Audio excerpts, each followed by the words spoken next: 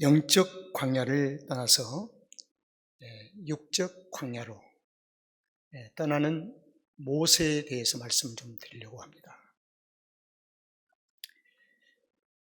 이스라엘의 삶의 배경에는 한 세 가지 배경을 가지고 있습니다. 하나는 가나안을 배경으로 하는 이스라엘이 있고, 또 하나는 애굽이라고 하는 배경을 가지고 생활했던 이스라엘, 그리고 하나는 아라비아 광야. 이 아라비아 광야는 시나이 반도와 또 미디안 광야, 전반적인 포괄적으로 표현할 때 아라비아 광야라고 얘기를 합니다. 그래서 이스라엘의 그 삶의 무대의 배경은 가나안 땅, 그리고 애굽, 좀 더 구체적으로 말씀드리면 애굽 속에서도 고센 땅, 그리고 아라비아의 광야로 좀 구체적으로 지역을 얘기하냐면 호렙산, 신의 산이 있는 그 무대를 배경으로 이스라엘의 삶의 무대를 성경은 소개를 하고 있습니다. 그래서 우리는 이 세 무대를 이해하는 것이 굉장히 중요합니다. 이 세 무대를 잘 이해하면은 오늘날 그리스도인들의 삶의 내 무대를 바로 인식할 수가 있어요. 그래서 구약에는 지리적인 광야가 있습니다. 그런데 그것을 영적으로 표현한다면 영적인 광야가 있고 육적인 광야가 있어요. 영적인 광야는 하나님을 중심으로 광야 생활을 했던 것을 영적인 광야라. 육적인 광야는 하나님 없이 광야 생활을 하는 사람을 무대를 가리켜서 육적인 광야라고 얘기를 합니다. 그러면 신약에서 광야는 어디일까? 신약 성경에서 말씀하고 있는 광야는 어디일까? 여기는 지리적으로 그 광야를 찾을 수가 없습니다. 신약에서 광야는 육체라고 합니다. 육체. 그래서 갈라디아서 2장 20절의 말씀에 보면은 내가 그리스도와 함께 십자가에 못 박혔나니 그런즉 이제는 내가 사는 것이 아니요 오직 내 안에 그리스도께서 사신 것이라. 이제 내가 육체 가운데 사는 것은, 내가 육체 가운데 사는 것은 주를 위해서 사는 것이니라. 이렇게 성경은 기록하고 있습니다. 그래서 신약에서의 광야는 육체입니다. 그러면 신약에 사는 사람들, 시대에 사는 사람들 보면 어떤 이는 그리스도인은 영적인 광야 속에 살고 있고, 주님이 아니 계신, 주님을 모시지 않고 살아가는 세상의 사람들을 가려서 육적인 광야라, 이렇게 얘기를 할 수가 있습니다. 그래서 모든 그리스도인은 영적인 광야에서 사는 것입니다. 영적인 광야의 아주 중심은 어디냐면 신의 산이었습니다. 이 신의 산을 가리켜서 하나님은 하나님의 산이라, 호렙산이라, 이 말은 하나님이 강림에 계신 곳이다. 그래서 신약에 있는 성도들의 육체 가운데 성령님께서 우리 가운데 내주에 계신다, 오셨다. 성령님을 모시고 있는 자를 가리켜서 이 땅의 삶을 영적인 광야에서 사는 자라고 얘기를 합니다. 여러분, 모세가 40년 목동 생활을 살아온 미디안 광야는 육적인 광야일까요? 영적인 광야일까요? 여러분들이, 제가 이런 질문을 던진다면 여러분들은 어떤 광야일까요? 영적인 광야입니다. 왜 그런 거 하니? 호렙산에서 모세와 함께 하나님과 영적인 교통이 이루어집니다. 하나님이 계신 산입니다. 그래서 성경은 하나님께서 그 모세가 40년 동안 살아가면서 자주 왕래하며 자주 보았던 그 산을 하나님은 하나님의 산이라. 그리고 하나님은 구체적으로 얘기합니다. 애굽에 있는 내 백성을 이끌어내서 이 산에서 나를 섬기리라. 이 말은 이 산에서 나와 함께 살리라. 그걸 영적인 광야다, 이렇게 얘기할 수가 있습니다. 그러나 이스라엘 백성들이 지금 있는 애굽에는 영적인 광야가 아니라 육적인 광야입니다. 육적인 삶의 표현이 무엇입니까? 신음이 있습니다. 고통이 있습니다. 죽음이 있습니다. 고역이 있습니다. 죽지 못해서 사는 그 애굽, 그걸 영적인 광야라고 얘기할 수가 없는 것입니다. 그것을 육적인 광야라. 그래서 애굽은 육체요 세상을 가리킵니다. 그리고 하나님의 강림하시고 하나님이 계신 산은 호렙산이지 애굽의 고센 땅이 아닙니다. 애굽의 고센 땅은 기름지고 문명이 발달하고 의식주가 해결되고 모든 것이 풍부했지만은 그곳에는 신음이 있습니다. 고통이 있습니다. 성경에 보니까 하나님께서 호렙산에서 모세에게 말씀하시기를 저 애굽에 있는 내 백성의 신음소리를 내가 듣고 보았다. 내가 저 고통과 고역을 보고 있다. 그래서 거기에는 생명이 없어요. 이것을 가리켜서 육적인 광야라고 얘기를 합니다. 여러분, 광야는 육체가 아닙니다.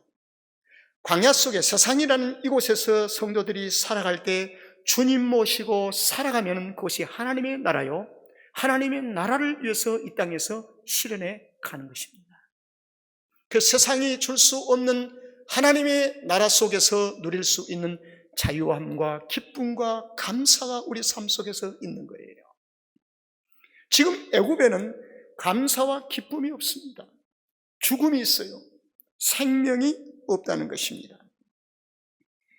그래서 영적인 광야에 40년 살고 있던 모세가 어느 날 떠납니다.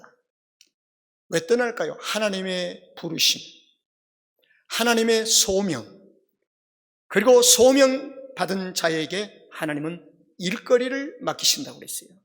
그 일거리가 사명이라는 것입니다. 미션. 그 사명이 모세에게 맡겨진 일거리가 뭘까요?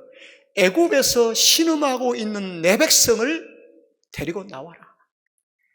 구원해라. 그리하여 이 산에서 나를 섬기리라. 이렇게 말씀을 하셨습니다. 그래서 하나님은 호렙산에서 모세를 부르시고 일거리를 맡기십니다.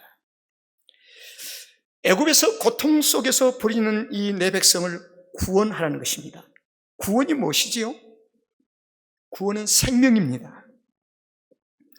그래서 모세가 애굽을 향해서 갈 때는 인간 모세가 가는 것이 아니라 하나님은 모세 속에 구원을 담아주시고 생명을 담아주시고 구원을 가지고 애굽을 가게 되는 거예요. 인간 모세가 가면 한 인간 모세로 끝나는 것이지요. 하나님의 일거리를 맡아서 떠나는 사명받은 자의 모세의 삶을 한번 상상해 봅니다. 그는 40년 동안 친숙하게 늘 손에 들려졌던 지팡이 하나 들고, 그래서 이 지팡이를 사명받기 이전의 지팡이와 사명받은 후의 지팡이의 기능이 달라졌습니다. 동일한 지팡이입니다. 사명받기 이전에 모세의 손에 들려진 지팡이는 장인 자기의 양도 아닌 이드로의 제사장의 양무리를 치는데 사용됐을 뿐입니다. 그러나 사명받은 후에 이 지팡이는 놀라운 일이 시작됩니다. 지팡이에서 능력이 나가는 것입니다. 지팡이에 권세가 있는 것입니다. 그래서 이 지팡이를 가지고 바로 앞에 선 것입니다. 유일한 영적인 하나님이 주신 무기가 지팡이였습니다. 여러분, 내게 주신 은사가 지금까지 내가 가지고 살아왔던 모든 은사의 삶이 사명자로서의 삶을 가지고 산다면 이 은사를 하나님이 어떻게 사용하실까? 어떻게 사용하실까? 저는 어렸을 때에 말을 심하게 더듬은 사람이었습니다. 어느 정도 심했느냐 하면은 대화의 소통이 이루어지지 않는 사람이었어요. 그래서 저희 아버지께서 이 말을 좀 시켜보려고 웅변을 시켰습니다. 그래서 저희 아버지는 토목건설에 계셨던 분이신데 현장에서 일을 하시면서 국민학교 마당에 그때는 방공에 대한 웅변을 많이 했잖아요. 웅변을 시켰어요. 말을 할 줄 모르는 더듬이는 사람과 사람의 교제가 자꾸 단절이 돼요. 그리고 아주 소심해지기 시작해요. 그래서 그때부터 저는 대화의 파트너를 선정하기를 어렸을 때부터 책을 선택했어요. 책과의 대화는 아주 소통이 잘 됐습니다. 그래서 어렸을 때 삼국지를 많이 읽었어요. 닥치는 대로 책을 어렸을 때 읽었습니다. 그래도 여전히 말의 더듬이 시작됐습니다. 그런데 어떻게 주님이 나를 쓰시려고 주의 종의 길을 가게 하셨을까? 목회자가 강단에 서서 말을 더듬고 있으면 되겠습니까? 근데 근래에 많은 분들이 저 주변에서 신웅교 목사님은 말을 참 더듬고 말을 못한다고 하는 사람들을 저는 못 들어봤어요. 나에게 주신 그 언어와 말을 주님의 손에 맡기니까 주께서 사용하신다는 것이죠. 주님이 하신다는 거예요. 저는 지금도 개인적으로 대화를 이렇게 하면은 대화가 잘 못합니다. 모세의 손에 들려진 지팡이가 무슨 대화를 했겠어요? 40년 동안 모세는 홀로, 대화의 상대가 자연이었을 수도 있지요. 매우 낭만적인 사람은 됐을 수 있으나 이 지팡이에 대한 기능과 효능은 별로였을 겁니다. 그러나 사명을 받고 난 후에 모세 손에 들려진 지팡이는 애굽 제국을 제압시켜버리고 맙니다. 애굽을 무너뜨리게 돼요. 그래서 우리 성도들의 삶 속에 주어진 하나님이 주신 나에게 은사가 무엇인가? 모세는 지팡이 하나 가지고 구원을 가슴에 안고, 여러분 구원의 중심 주제는 무엇일까요? 구원, 예수 그리스도의 보혈의 피예요. 모세의 손에는 구원이 들려져 있었습니다. 그 구원의 중심은 무엇일까요? 유월절이었습니다. 어린 양을 잡아 피를 담아서 하나님의 거룩한 백성들의 집에 문설주에 피를 다 발랐습니다. 구원을 가지고 갔다는 것입니다. 복음을 전한다는 이 말은 구원을 전한다는 말입니다. 구원을 가지고 간다는 말입니다. 그 거울에 생명이 없을 때 구원을 가지고 가라고 주님은 제자들 2명씩 짝지어서 보내십니다. 성도는 구원을 담고 가는 거예요. 어디를 가든지 우리는 구원을 담고 가는 것입니다. 그 구원 속의 중심은 보혈의 피입니다. 보혈의 피는 능력입니다. 모든 죄를 사하고 권세 있게 하고 마귀 원수들이 부서지고 깨지고 물러가는 것입니다. 사망의 권세를 이기는 것이 예수 그리스도의 보혈의 피입니다. 그렇습니다.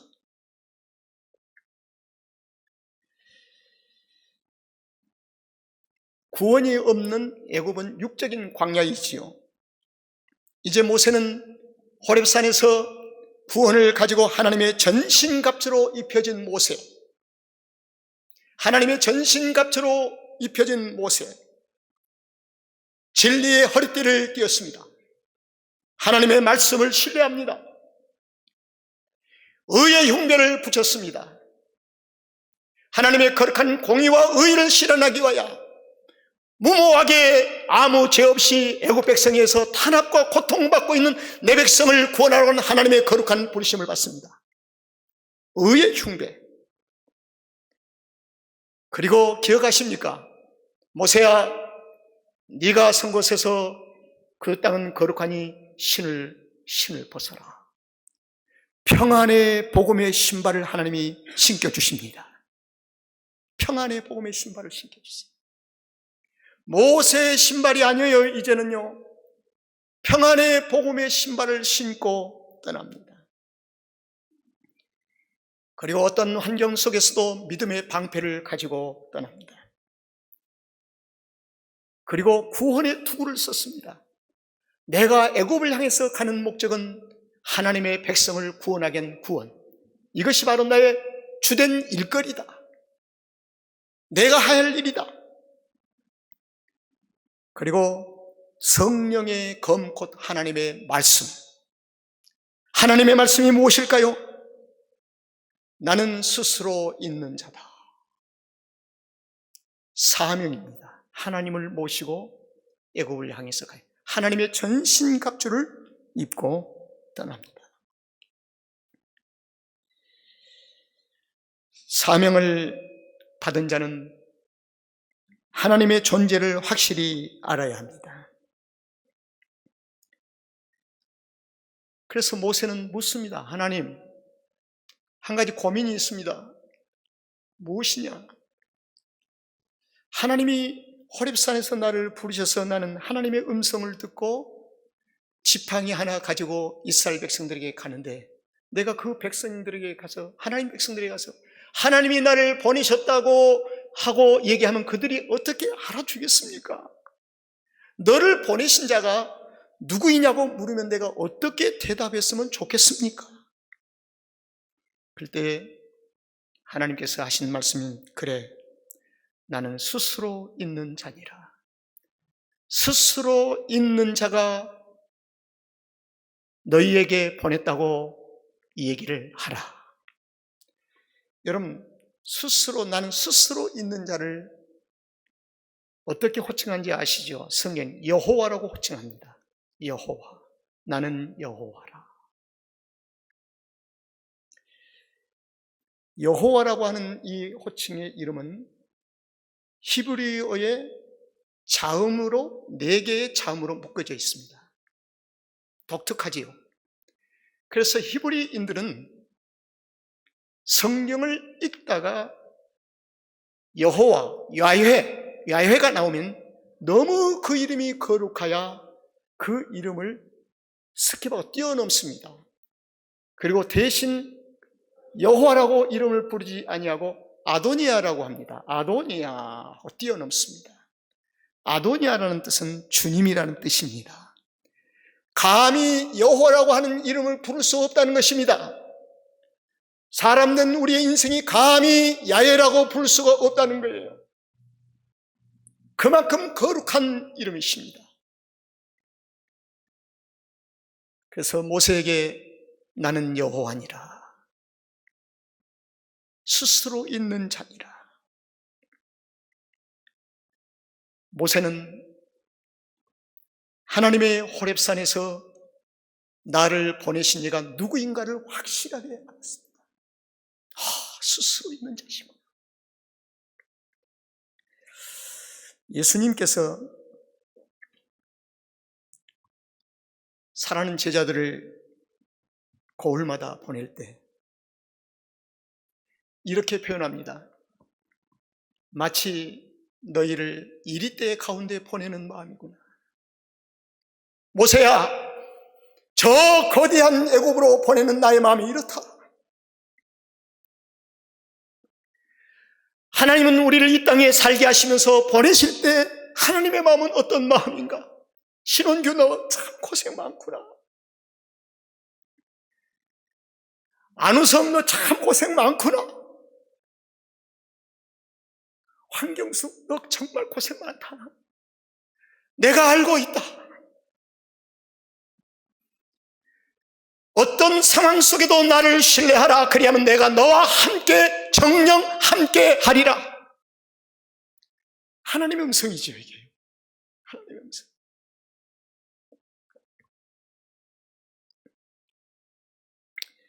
성도는 삶이 영적인 광야를 유지하는 것이 매우 중요합니다. 육적인 광야가 되지 않도록 해야 합니다. 영적인 광야의 삶을 잘 유지해야 돼요. 이 말은 내 안에 그리스도께서 사심을 날마다 고백하며 사는 것입니다. 그리고 그분의 부르심을 날마다 듣는 것입니다. 그분의 음성을 듣는 것입니다. 주의사항을 하나 드리고 말씀을 마치겠습니다. 영적인 광야에서는 신음소리가 나지를 않습니다. 신음소리는 육적인 광야에서 신음소리가 나는 것입니다. 우리의 삶에 지금도 신음하고 있다면, 신음소리를 내고 있다면 어쩌면 나의 삶이 황폐해져 있지 않을까.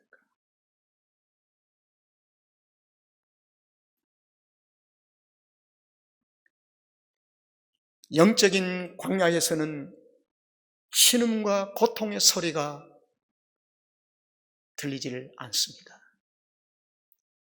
신음할 수밖에 없고 고통할 수밖에 없는 주변의 환경을 이기는 자이기 때문입니다. 그 자체가 소멸됐다는 의미가 아니라 이기는 자이기 때문에 우리는 신음소리를 내서는 안 된다는 것입니다. 영적인 광야의 삶이 유지될 때 우리 손에 들려진 지팡이가 권세가 있고 능력이 있습니다.